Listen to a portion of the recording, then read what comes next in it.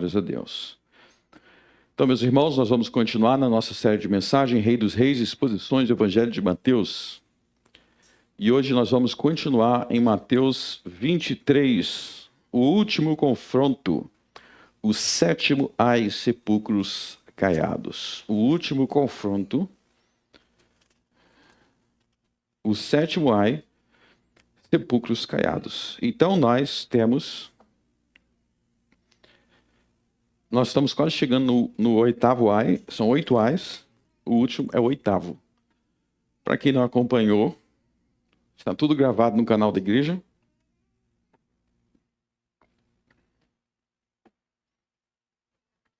E o contexto dos 8 ais é a última semana de vida de Jesus, em que ele estava na cidade de Jerusalém, celebrando a festa dos pães ázimos, a festa dos pães ázimos, que celebrava a libertação do povo de Israel da escravidão do Egito. Eram 7 dias de festa. Jesus foi crucificado no primeiro dia desta festa. Mas antes da sua crucificação, nós vamos ver que Jesus vai condenar, nós temos visto que Jesus condenou aquilo que era a principal forma de religião em Israel, o farisaísmo, que era uma distorção, uma deturpação da verdadeira religião de Deus. E nós vamos agora para o sétimo ai, que se encontra nos versos 27 a 28.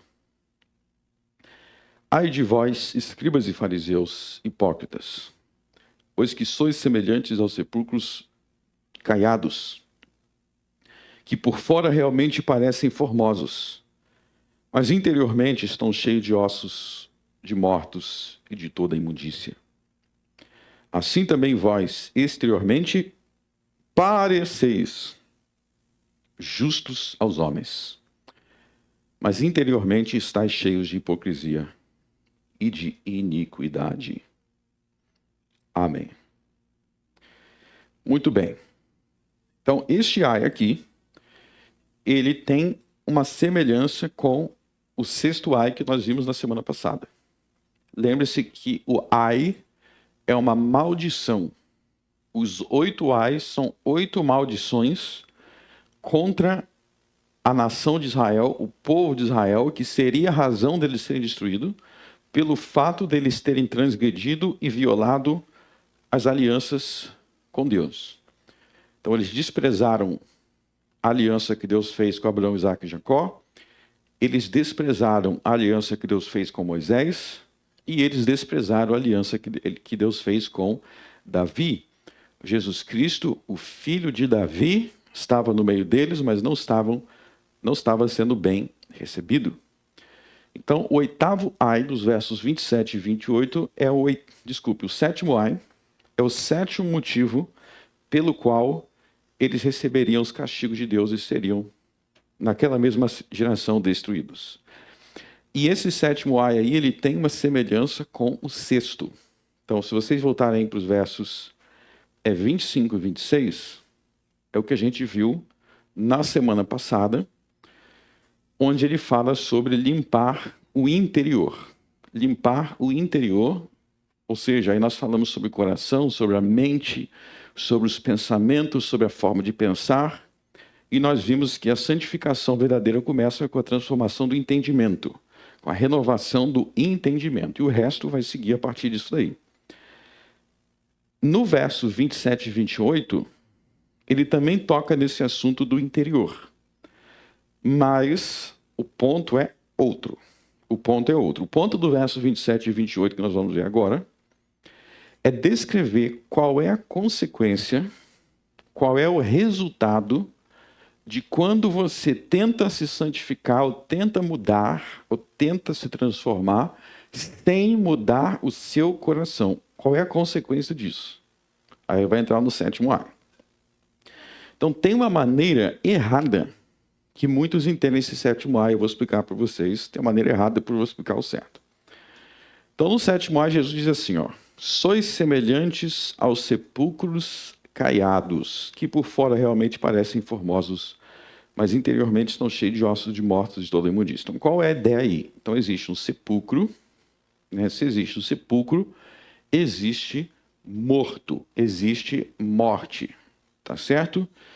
E o morto e a morte não é algo bonito, não é algo cheiroso, não é algo atrativo, né? O cadáver de um morto, ele fede, não é uma cena bonita.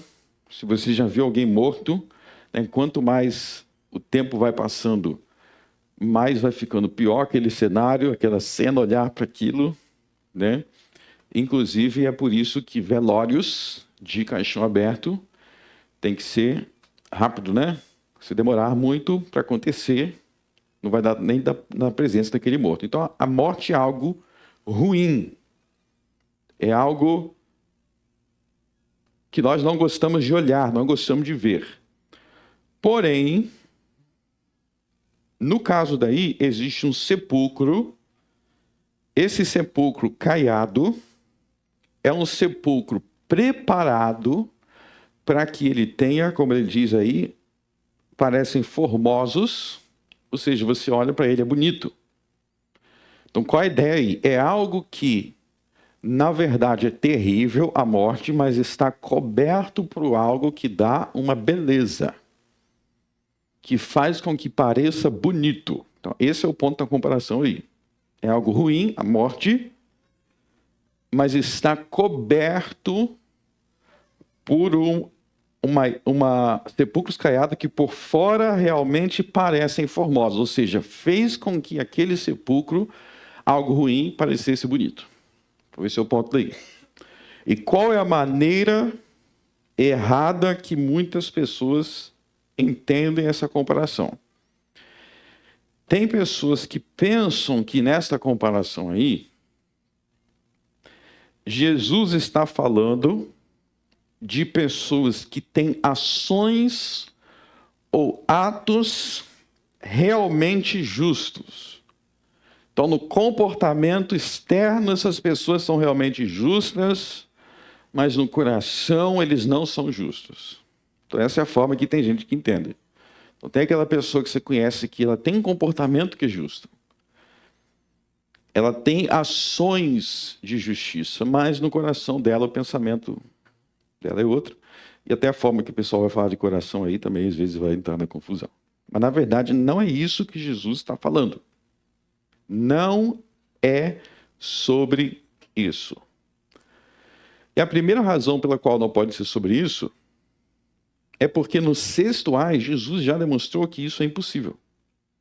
Lembra que no sexto ai, Jesus ensinou que é impossível você ter uma mudança do seu exterior sem limpar o interior do copo? Então não existe uma pessoa com ações realmente justas se ela não for justa no coração. Isso não existe na Bíblia. Isso não existe. Abra, por exemplo, em Romanos capítulo 8.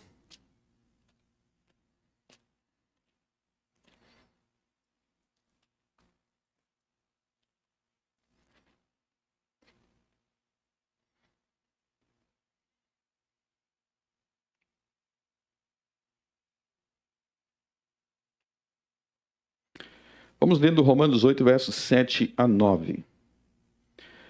Portanto, a inclinação da carne é inimizade contra Deus, pois não é sujeita à lei de Deus, nem em verdade o pode ser. Portanto, os que estão na carne não podem agradar a Deus. Vós, porém, não estáis na carne, mas no Espírito, se é que o Espírito de Deus habita em vós. Mas se alguém não tem o Espírito de Cristo, esse tal não é dele. Então veja aí que no verso 7, perceba aí que nesse capítulo ele usa a expressão na carne. O que essa expressão na carne significa? A palavra carne, não pense em um pedaço de bife. Eu estou na carne, quer dizer que eu estou... Não, na carne quer dizer natureza humana. Então sempre que você lê carne na Bíblia, você vai pensar natureza humana. Então repito comigo, carne, natureza humana. Quer ver? Pulem para o para o capítulo 9. Capítulo 9, só pular um capítulo aí.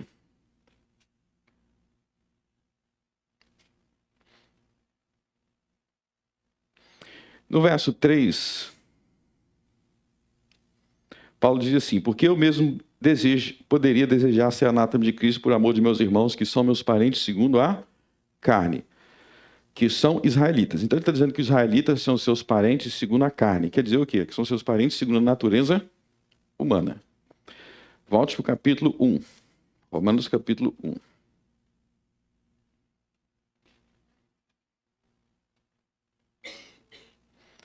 Verso 1. Paulo, servo de Jesus Cristo, chamado para apóstolo, separado para o evangelho de Deus, o qual antes prometeu pelos seus profetas nas Santas Escrituras, acerca de seu filho que nasceu da descendência de Davi segundo a carne. Quer dizer que a natureza humana de Jesus veio de Davi, da descendência de Davi. Maria, descendente de Natã, deu a luz a Jesus. Então volte para Romanos 8. O que é andar segundo a carne? Então, já que a gente viu que carne é natureza humana, então andar segundo a carne é andar segundo a sua própria natureza, ou seja, o que o próprio homem pensa, e o que o próprio homem acha, o que o próprio homem deseja, o que o próprio homem quer. Isso é andar segundo a carne, fazendo a minha própria vontade, o meu próprio querer, a natureza humana. O homem, sendo homem, ele não pode andar de acordo com a sua própria natureza humana, porque ele tem que andar de acordo com a lei de Deus. É o que está no verso 7, Romanos 8, verso 7. Então, se você anda segundo o seu próprio pensamento, segundo a natureza humana, você está desprezando a lei de Deus, porquanto a inclinação da carne é inimizade contra Deus. Vocês lembram de Adão e Eva lá no jardim? Por que eles comeram do fruto? Porque eles rejeitaram o que Deus mandou. A lei de Deus é algo externo para fazer a própria vontade, o próprio querer. Então vocês viram que quem anda na carne não está sujeito à lei de Deus. Então veja que ele não diz que os ímpios, os perdidos, eles podem se sujeitar à lei de Deus em um sentido. Ele está dizendo que eles não são sujeitos à lei de Deus. E nem o pode ser, eles não têm essa capacidade. Por quê? Porque a capacidade de se sujeitar à lei de Deus vem, verso 9, do Espírito Santo. Então veja que o Espírito Santo, que é o Espírito de Deus, veja que no verso 9 ele chama o Espírito de Deus de Espírito de Cristo. É a mesma coisa. Por isso que no credo nós recitamos o Espírito que procede do Pai e do Filho. O Espírito do Pai é o Espírito do Filho. Eu e o Pai somos um. Então veja que ele chama o Espírito Santo de Espírito de Cristo. E ele vai dizer no verso 9, vós, porém, não estáis na carne, mas no Espírito. Se é que o Espírito de Deus habita em vós. Ou seja, pode ser que tem gente aí na igreja de Roma que não seja convertido, mas quem é convertido tem o Espírito de Cristo, e por isso nós somos capazes de obedecer a lei de Deus verdadeiramente. Então entenda que sem o Espírito de Cristo, sem o Espírito Santo, obedecer a Deus verdadeiramente é impossível. Verdadeiramente é impossível. Esta capacidade, veja o que ele diz também no verso 4. Ó. Volte no verso 4. Para que a justiça da lei se cumprisse em nós, que não andamos segundo a carne, ou seja, nós não andamos segundo a carne. Nós andamos segundo o Espírito, Espírito em maiúsculo. Ou seja, não é o teu Espírito. Espírito em maiúsculo é o Espírito de Deus. Então, somente o Espírito de Deus pode subjugar e submeter você à obediência à lei de Deus. Por isso, olha só que grave que é isso. Por isso que, se você é cristão, olha o verso 9. Se você é cristão, você tem o Espírito de Cristo. Se você tem o Espírito de Cristo, Então você tem a capacidade de obedecer a lei de Deus. Então, se você disser que existe um pecado que não tem como você vencer aquele pecado, você falou, isso aqui não tem como eu vencer. Você está dizendo que você não é cristão. Porque o cristão é quem tem o Espírito de Cristo e o Espírito de Cristo nos ajuda a se submeter à lei de Deus. Então, se você diz que tem um mandamento que nunca você vai conseguir obedecer aquilo, nunca. Não, isso aqui está fora para mim. Então, você está dizendo que você não tem o Espírito de Cristo. Então, veja aí, meus irmãos, que todos os verdadeiros cristãos têm o Espírito de Jesus. Isso foi uma promessa que Jesus fez durante a ceia do Senhor, quando ele instituiu a ceia do Senhor, um pouco antes de ser preso. Então, voltando para Mateus 23, volto para Mateus 23. A ideia não é que os fariseus externamente eram justos. Jesus não diz que eles externamente eram justos. Porque justo é quem obedece a lei de Deus. E eles não estavam obedecendo nada. A gente não viu, poucos versos antes, que eles iam fazer juramento, era um juramento todo falso. Então tudo sobre eles era injusto, não é externamente justo. Não existe essa divisão. Ou você é justo, porque você obedece à lei de Deus, ou você é injusto. Observe no verso 28 um verbo muito importante aí. Agora você vai entender. Ele não diz assim também vós exteriormente justos. Ele disse, assim também vós pareceis. Verbo parecer.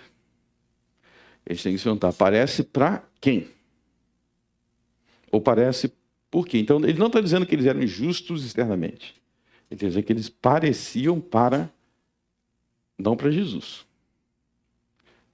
mas para um grupo de pessoas, e agora nós vamos entender o verdadeiro sentido dessa comparação.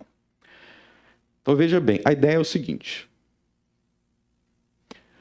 Quando você tenta passar por uma mudança ou uma transformação sem querer mudar o seu coração, ou seja, sua mente, o seu entendimento, quando você procura mudar um comportamento sem mudar a mente, a consequência vai ser que o melhor que você vai conseguir alcançar é um morto enfeitado. É um morto, um cadáver enfeitado. Esse cadáver enfeitado, o enfeite, o sepulcro caiado, vai conseguir enganar alguns. Deve parecer que aquilo é justiça, mas na verdade não passa de um sepulcro enfeitado. Vamos entender a natureza desse enfeite, a natureza desse sepulcro caiado que serve para enfeitar o cadáver, por assim dizer. Vocês sabiam que existe isso no mundo até hoje? Então, para pensar aqui, ó. Vocês sabem que lá no profeta Ezequiel, ele diz que o Egito nunca voltaria a ser uma grande potência mundial.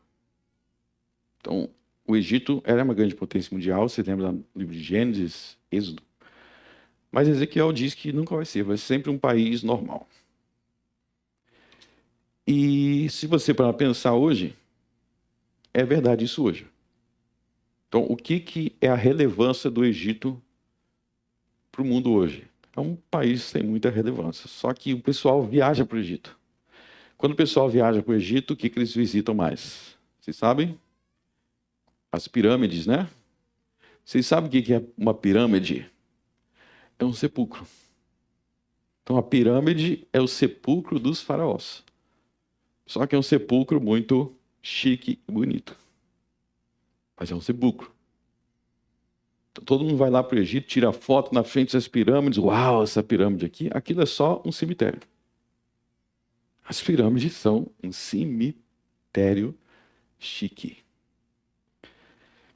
Então entenda o seguinte: assim como existem maneiras dos homens pegarem cadáveres e mortos e fazer algo ao redor que vai parecer impressionante, eu estou aqui vendo as pirâmides do Egito, que grande construção. Aquela construção ali, na verdade, é para disfarçar ou para embelezar um local de morte.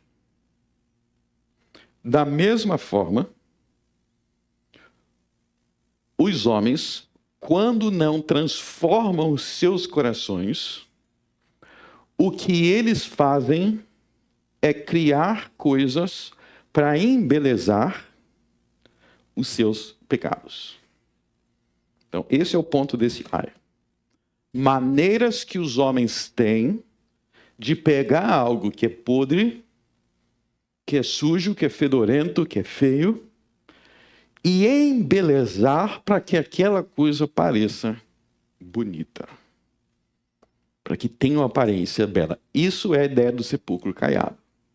Então não é que você vai ser justo externamente, não. É o contrário. O seu grau de injustiça está tão alto que você pega a injustiça, você pega o fedor e você joga um perfume em cima para parecer que está cheiroso. Então vamos pensar em alguns exemplos aqui dentro do que nós já vimos e vamos pensar em outros exemplos bíblicos. Então lá no verso, se a gente voltar, a gente falou no verso... vamos pensar no verso 16. Do verso 16 até o verso 22, ele fala sobre os falsos juramentos, né? Então vamos pensar aqui, todo exemplo que eu der, eu vou dizer o que é o morto, eu vou dizer o que é o morto e o que é o sepulcro embelezado. Então vamos analisar isso, tá? Então do verso 16 ao 22, o que o fariseu estava fazendo? O sepulcro, o morto é o seguinte, ele estava mentindo. O fariseu estava mentindo. Então, o morto, dos versos 16 ao 22, o morto é a mentira. Simples assim. Enganar alguém é bonito? É feio. Quando você é enganado, você pensa assim, ó, que beleza, a pessoa me enganou, mentiu para mim. É feio, é podre, é um cadáver, é morto. Qual é o embelezamento aqui? Qual é o sepulcro caiado aqui? O sepulcro embelezado. Qual é a pirâmide? A pirâmide é que ele faz isso por meio de um juramento que faz com que seja ocultado que no fundo o que ele está fazendo é mentira. Então, esse juramento eu juro pelo altar do templo de Jerusalém. Ele está invernizando aquela mentira com um ar de religiosidade que impede de você perceber de forma direta que é uma mentira. Mas, no fundo, é uma mentira embelezada. Então, entenda, meus irmãos, o ponto aqui, ó, existe um cadáver. Existe um morto, que é o pecado da mentira. Essas formas de juramento é uma forma de embelezar, de colocar um sepulcro belo por cima daquela mentira, para que você não veja direto que é uma mentira. Você pensa que é um homem justo fazendo um juramento. Não. É um homem justo fazendo um juramento. O mesmo no verso 15, volte no verso 15. Então, qual é o cadáver do verso 15? Qual é o cadáver do verso 15? O cadáver do verso 15 é mandar as pessoas para o inferno. É desviar as pessoas para que eles vá para o inferno. O que seria levar alguém para o inferno? O que conduz as pessoas para o inferno é o pecado. O pecado conduz ao inferno. Só que tem uma maneira direta e reta de você levar as pessoas para o inferno e tem a maneira embelezada. Qual a maneira direta e reta? É quando o pessoal manda você, ou mata, rouba, mente, faz o que você quiser. Está mandando você para o inferno direto. Qual é a forma embelezada, o sepulcro caiado dos fariseus? Nós vamos te mandar para o inferno, mas você vai ser mandado para o inferno cheiroso. Porque nós vamos fazer missões e nós vamos te converter e você vai ler a Bíblia e você vai abandonar os seus deuses estranhos. Só que por trás dessa crosta estava um monte de erro, de mentira, de heresia, que no final levava para o inferno também. Só que você olhava para aquilo, ao missionário. Eles são missionários. Mas no fim, dava no mesmo se ele tivesse te mandado matar, roubar, mentir, adulterar. Dava no mesmo. Só que havia um verniz, que era o sepulcro caiado. Qual é mais? Para pensar aí. Uma coisa que Martinho Lutero, ele disse no século XVI. Ele disse que havia igrejas e havia sacerdotes que era a mesma coisa se tivesse um prostíbulo. Martinho Lutero diz, só que o prostíbulo, ele te envia para o inferno de forma direta e mais clara. O cara que está no prostíbulo, ele sabe que ele está fazendo algo errado. Mas existem esses falsos sacerdotes que eles te levam para o inferno pensando que você está fazendo o correto. Esse é o sepulcro caiado. Entenda, meus irmãos, um outro exemplo aqui que eu vou dar, verso 14, então nós estamos revendo aí. Novamente, quais são os ossos, qual é o cadáver, qual é o morto do verso 14? Se aproveitar das viúvas, não é isso? É bonito alguém que se aproveita das viúvas? É bonito alguém que se aproveita de alguém necessitado? É feio, é um morto. Fede. Qual é o sepulcro caiado aí? Qual é a pirâmide? Qual é o enfeite? Sob pretexto de prolongadas orações. Então você não está dizendo assim, eu estou indo naquela casa para se aproveitar da viúva. Por quê? Porque você colocou um verniz, um sepulcro, um enfeite, flores em cima daquele pecado. Para parecer justo. É justo de fato? Não é justo de fato. Isso não é se submeter à lei de Deus. Mas parece a certos homens. E aí, eu quero mostrar para vocês aqui algo, a conexão entre esse verso aí e Mateus capítulo 10. Voltem lá em Mateus capítulo 10.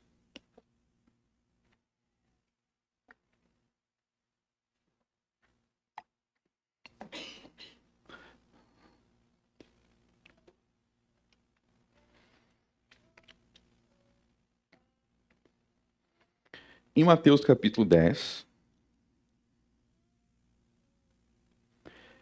Jesus dá uma ordem muito importante para os 12 apóstolos, que se encontra no verso 16. Ele diz assim para os 12 apóstolos: Eis que vos envio como ovelhas ao meio de lobos. Portanto, sede prudentes como as serpentes e inofensivos como as pombas. Então a ordem é: sede prudentes como a serpente. Ser prudente é ser sábio. Então, ele não está dizendo para ser venenoso igual a serpente. Ele não está dizendo para ser traidor como a serpente. Mas ele está pegando uma característica, que é a prudência. Sede prudentes como as serpentes. Por quê? Porque vocês vão estar no meio de lobos. E aí entra, muito importante, o livro de Provérbios. Então veja bem. O livro de Provérbios ele vai avisar várias vezes que se você for uma pessoa tola, uma palavra que Provérbios usa, palavra simples, você vai ser facilmente levado, enganado, destruído por malfeitores. Porque os malfeitores, começando por Satanás, eles não chegam assim e falam assim, ó, bom dia, eu vim aqui hoje te enganar. Não é assim que os lobos em pele de ovelhas fazem. Então, lá no Jardim de Éden, novamente, a serpente nos chegou falando assim, é o seguinte, Eva, eu vou direto aqui ao ponto. Meu objetivo aqui é destruir a raça humana, porque eu odeio a Deus. Então, você quer se dar mal? Eu vou te dizer como é que você vai se dar mal. Você vai comer do fruto proibido para que vocês sejam destruídos. Ele não chegou assim. Ele chegou o quê? Com astúcia. Com astúcia. O tolo, o simples do livro de Provérbios, especificamente o simples do livro de Provérbios, ele é aquele que atenta só para o verniz. Só para o superficial. Quer ver? Abram lá em Provérbios, capítulo 14. Provérbios, capítulo 14, verso 15.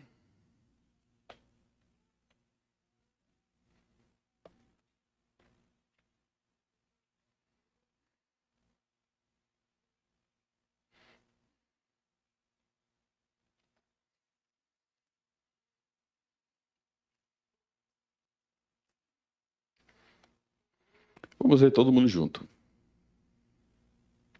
O simples dá crédito a cada palavra, mas o prudente atenta para os seus passos. Então, o simples, guarda essa palavra, o simples. Então, o fariseu diz assim, ó, não, eu estou indo evangelizar, que vou ser missionário. Eu vou fazer um juramento aqui. Ou eu estou indo fazer uma oração na casa daquela viúva. Como é que o simples reage a essa informação? Ele dá crédito.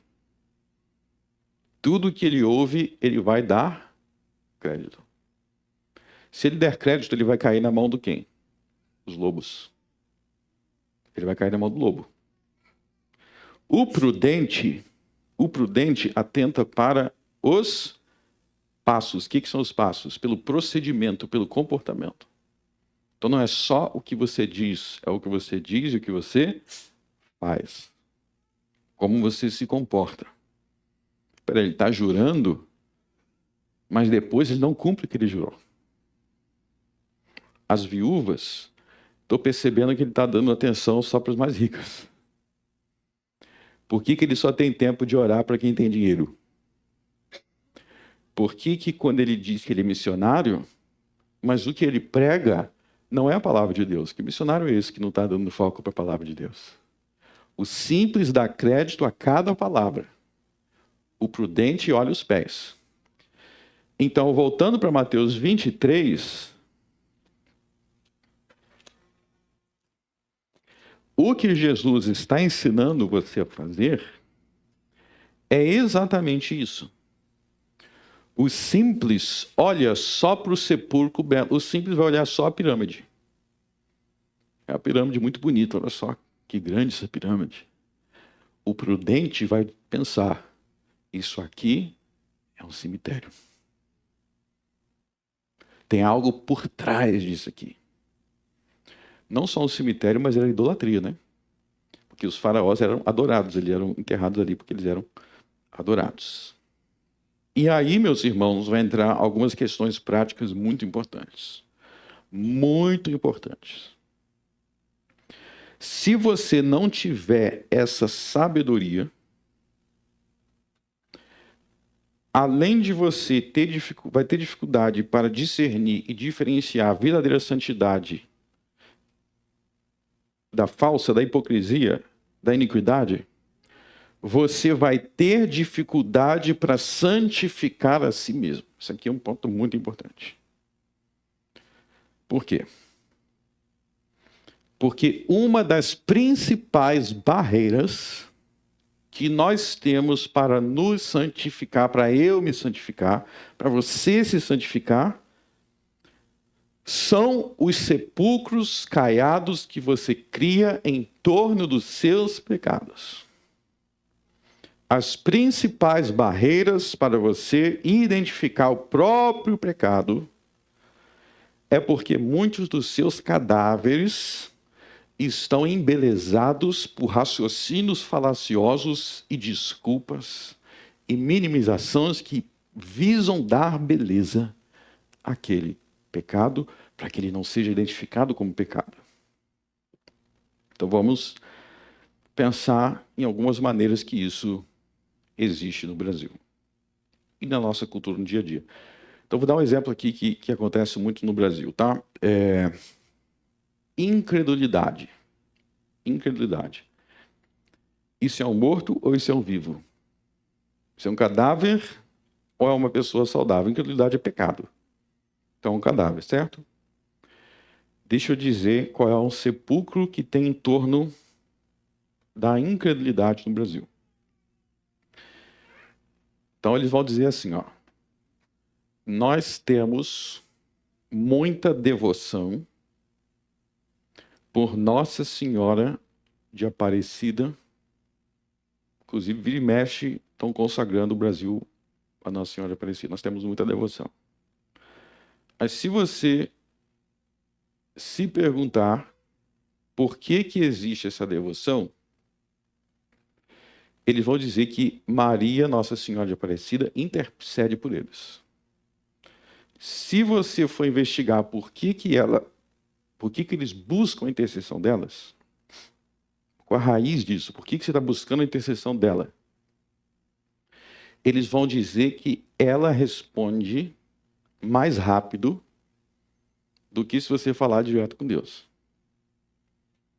E se você perguntar por que os pedidos vão ser atendidos mais rápido, eu vou falar, porque ela vai falar com Deus, vai falar com Jesus, e ela é a mulher mais virtuosa, então os pedidos dela vão ser atendidos de forma mais rápida. Esse que é o ponto. É tipo assim, você está na empresa, você você trabalha, é um pequeno na empresa, você é o porteiro da empresa.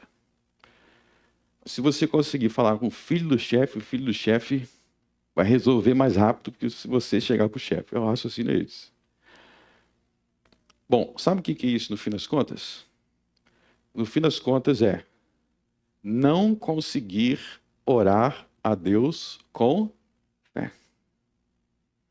Eles não conseguem falar com Deus com fé, com a convicção de que Deus quer me ouvir.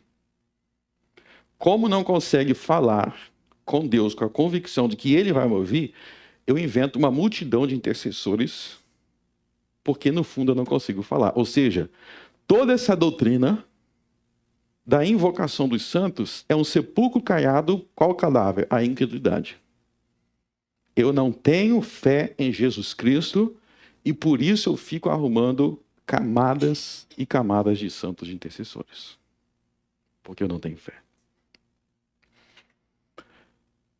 Então você veja que o Brasil inteiro tem toda uma religiosidade no Brasil que na base dela é a incredulidade a Cristo. Eu não creio que Cristo é suficientemente misericórdia para querer me ouvir. Ele está muito longe, ele não liga tanto para mim. Então ele vai ouvir a mãe dele. O nome bíblico disso é incredulidade. Incredulidade. Mas em cima desse cadáver tem toda uma pirâmide. E as pessoas olham para essa pirâmide e se esquecem que por baixo ali tem um cadáver, porque a pirâmide é bonita. E nós fazemos isso de muitas maneiras. A ideia de criar uma beleza em torno e em cima de um cadáver. Pense, por exemplo, em outros pecados e o quanto os nossos corações trabalham para criar toda uma teoria, todo um sistema de pensamento que vai, em última análise, justificar aquele pecado. Por que aquele cadáver está ali? Como que muitas pessoas vão ter o pecado de palavras ofensivas? Palavras ofensivas. palavras de morte, palavras de baixo calão, palavrões. Vai ter tudo isso daí. Eles vão construir algo em cima. Começa a pensar nas coisas que vão sendo construídas em cima.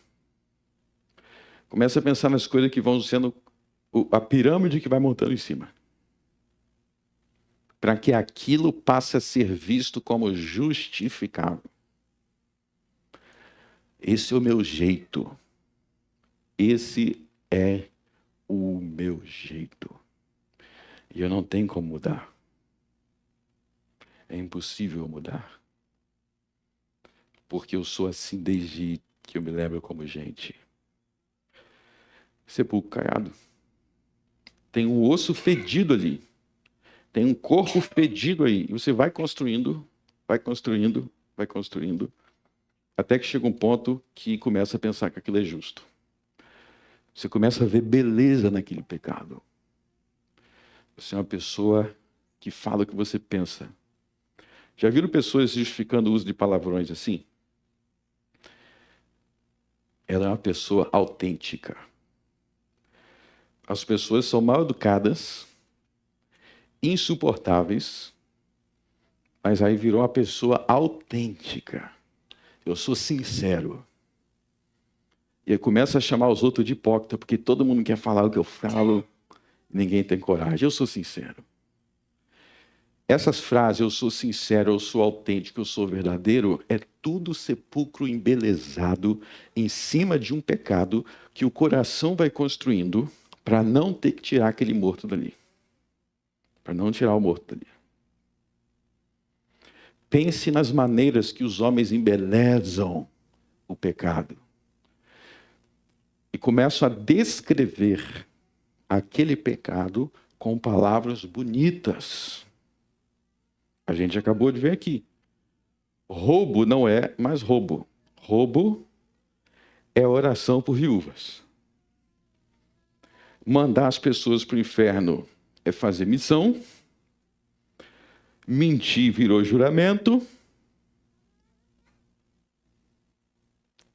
Quantos mais pecados existem com verniz de justiça?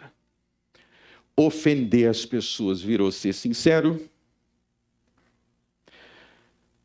Adulterar, muitas vezes, vira eu estou buscando a felicidade,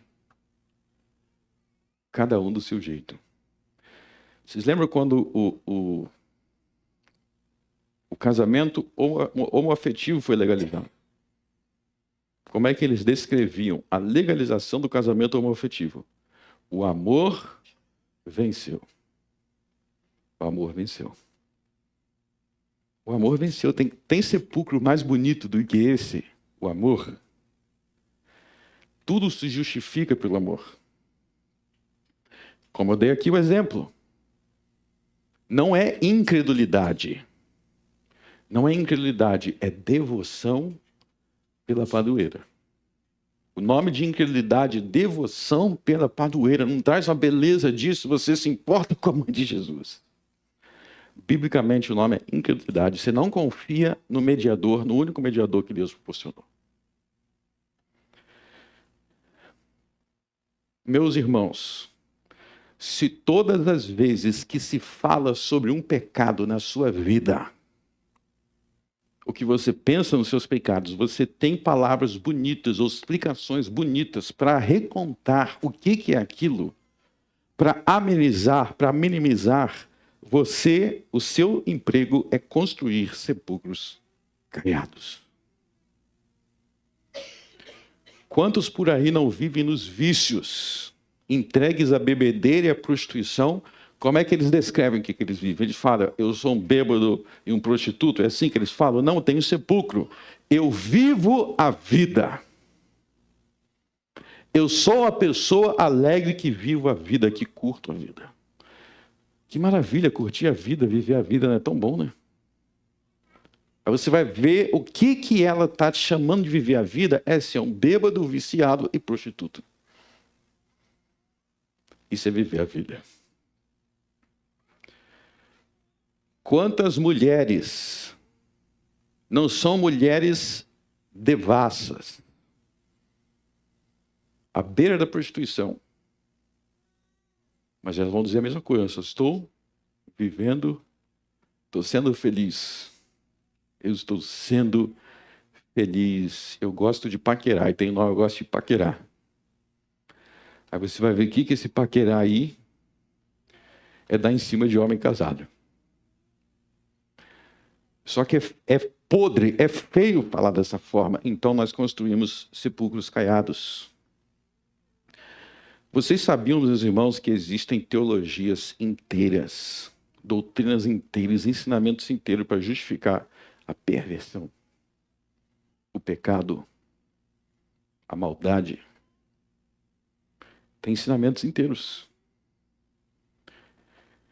Tem ensinamentos inteiros que a proposta vai ser fazer isso daqui, mas se você não olhar só para as palavras, se atentar para os passos, você vai ver que está te levando na direção contrária.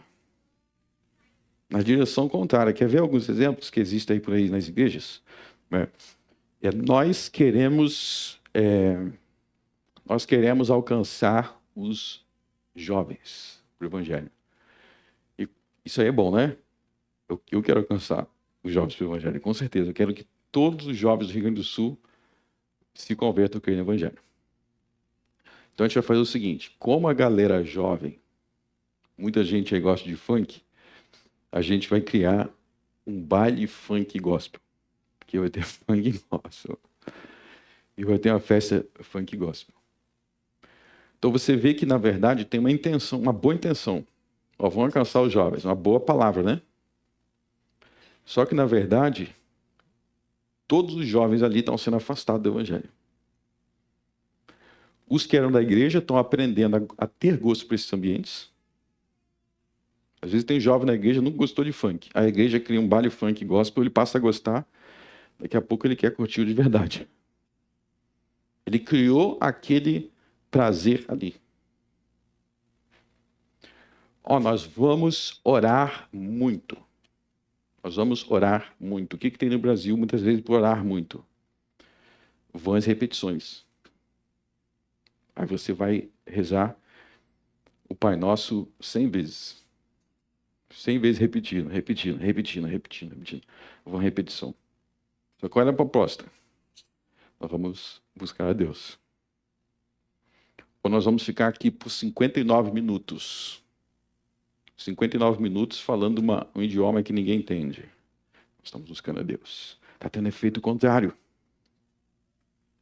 Em muitas famílias, vamos dar outro exemplo.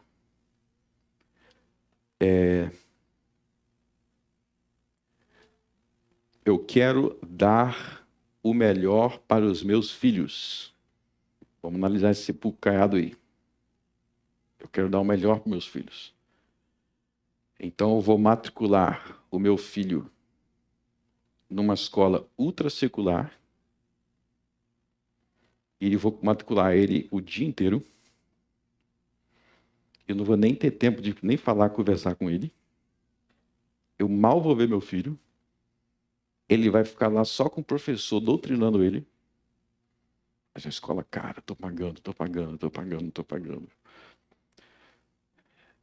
E no fundo é um sepulcro porque você não quer passar tempo com seu filho. Tem muitos pais que fazem isso. Eles matriculam filhos em tudo. De modo que eles não têm tempo, mas eles podem dizer: eu me preocupo com meu filho. Esse é o sepulcro caiado. Eu me preocupo com meu filho, eu matriculo em tudo. Quando a gente se vê? Mal no fim de semana.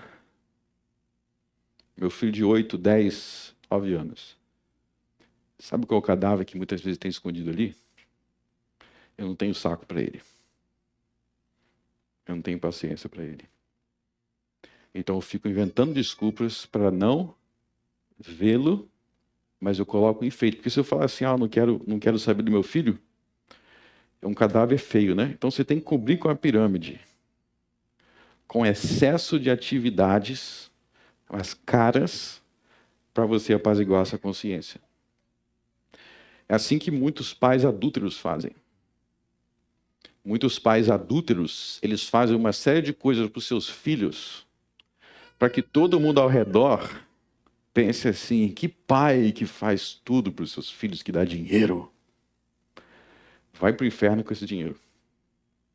Porque esse dinheiro, esse uso, vou matricular nisso, eu levo meu filho para isso, eu levo ele para isso. Tudo isso é sepulcro caiado para encobrir uma vida de promiscuidade. Uma vida que a família foi desprezada para atender prazeres promíscuos. Tem um monte de pai por aí assim. O que pai divorciado mais gosta de fazer, para todo mundo falar que grande pai, o casamento não deu certo, mas ele não é o grande, mas ele é um grande pai, né? Eles amam isso porque todas as noites, se ele não fizer isso, a sua consciência vai corroendo pela maldade que cometeu. Então você vê que Jesus, aqui, ele nos faz um convite para nós sermos sinceros com as nossas explicações e com as nossas motivações.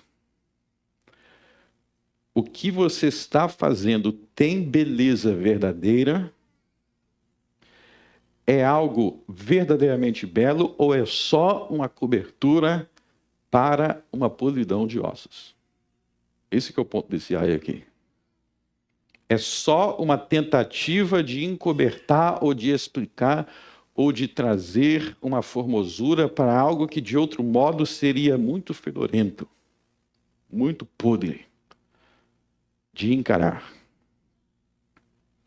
E eu quero que vocês entendam, meus irmãos, que o pensamento de que não tem como mudar é a palavra dos demônios no seu ouvido. Não tem como mudar. Para mim isso é impossível. Como que pode ser impossível se aquele que promete te capacitar é o mesmo que ressuscitou Jesus dos mortos? É o que Paulo diz em Romanos 8, vamos voltar lá.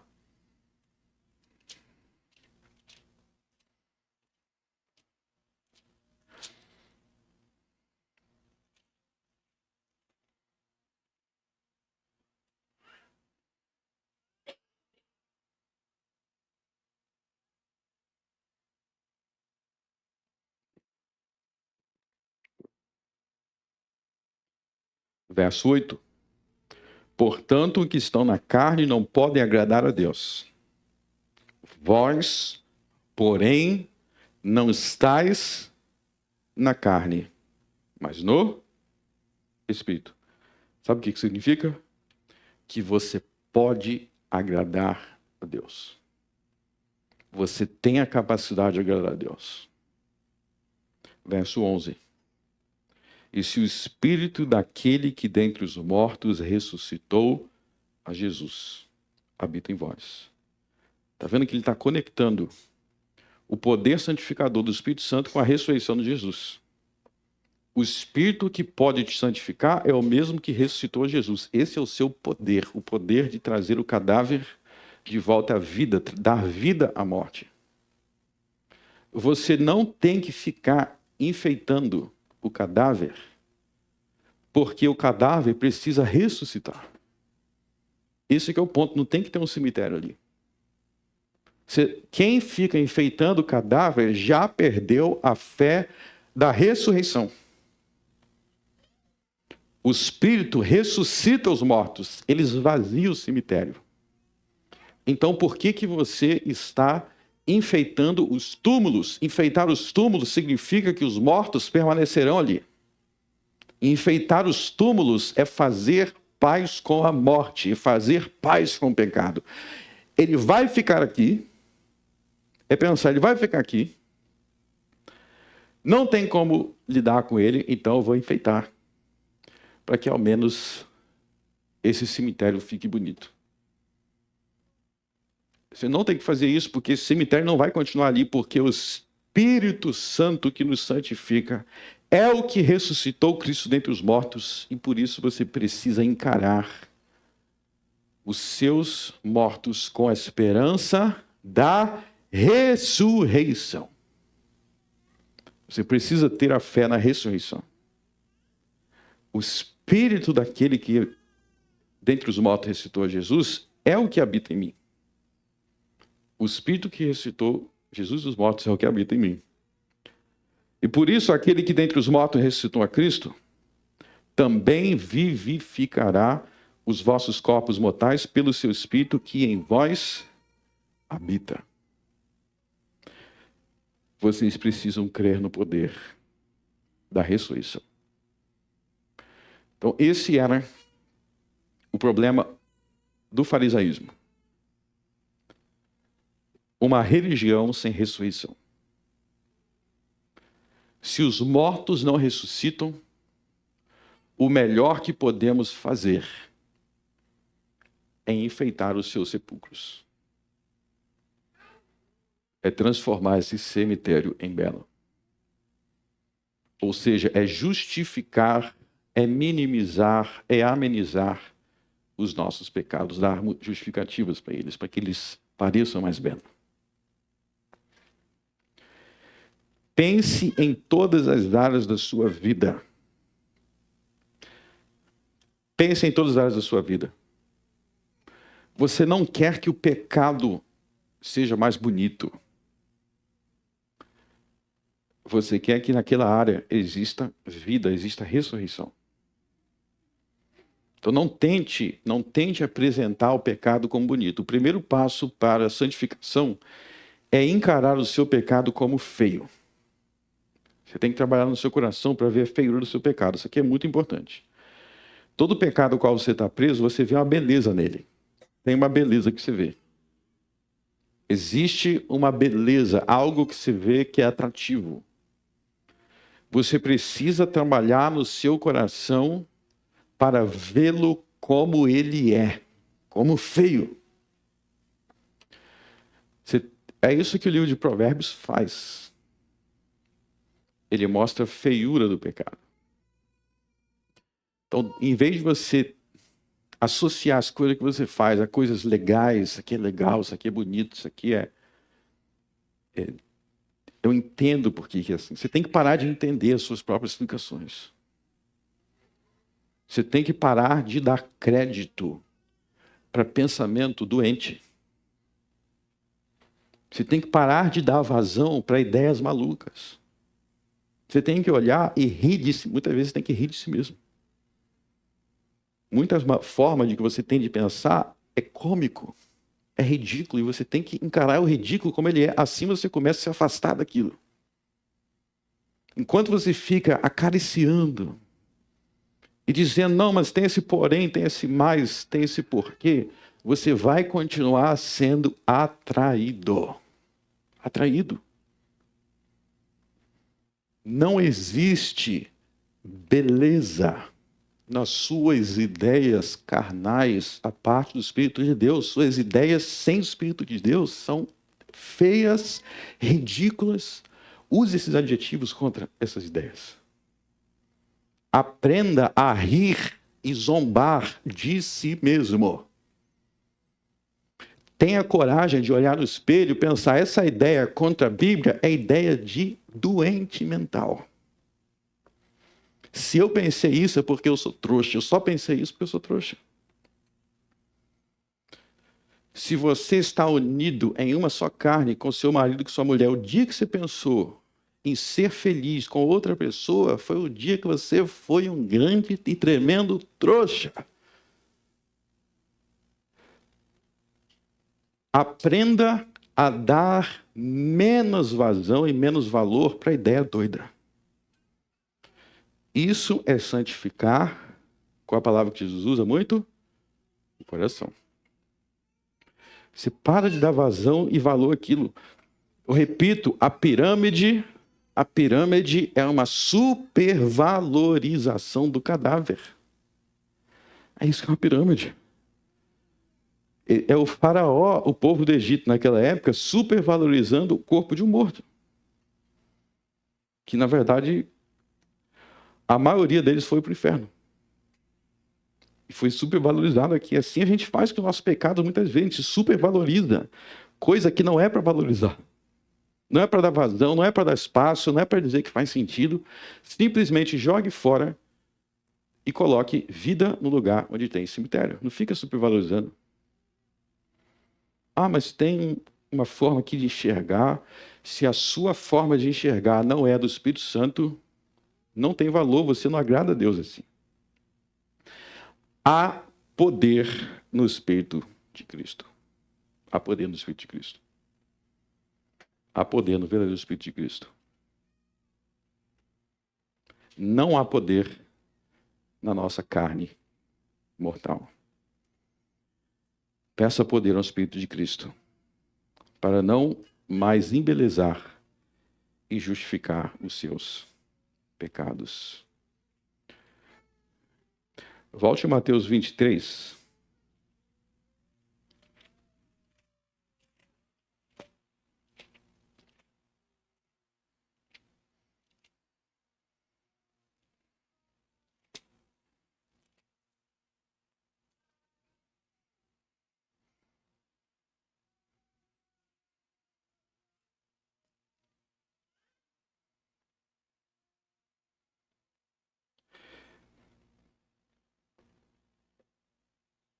Mateus 23, 28. Está vendo onde diz hipocrisia e iniquidade? A palavra iniquidade no grego é a palavra anomia. Anomia. Repita comigo. Anomia. E a palavra lei, que aparece lá em Romanos 8, onde nós lemos, lei é a palavra nomos. Repita comigo. Nomos. Então, anomia vem da palavra nomos, mas tem o prefixo a, que é um prefixo de negação. Então, anomia significa contra a lei. Então, a palavra iniquidade no grego é exatamente contra a lei. Então, é o mesmo que Paulo ensina em Romanos 8, que com o Espírito, sem o Espírito Santo, você não está sujeito à lei de Deus. Então, você vê que o problema deles aqui é que o interior deles estão longe da lei de Deus. Vocês não estão seguindo a lei de Deus, estão seguindo o quê? A carne, que é o próprio eu. Então, o ensino de Jesus aqui é o mesmo de Paulo, o ensino de Paulo é o mesmo de Jesus. Se volte para a lei de Deus e abandone e deixe o seu próprio eu. Deixe a carne. Deixe se guiar pelo Espírito de Deus. Amém. Senhor, meu Deus, meu Pai, esteja ressuscitando mortos.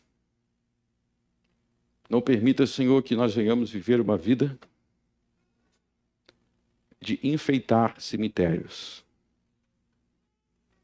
de construir pirâmide em cima de cadáveres. Que nós não venhamos nos ajustar e nos acomodar com a morte, mas que nós venhamos ter a esperança da verdadeira santificação, da ressurreição. Enche os nossos corações dessa esperança. No nome de Jesus, eu oro.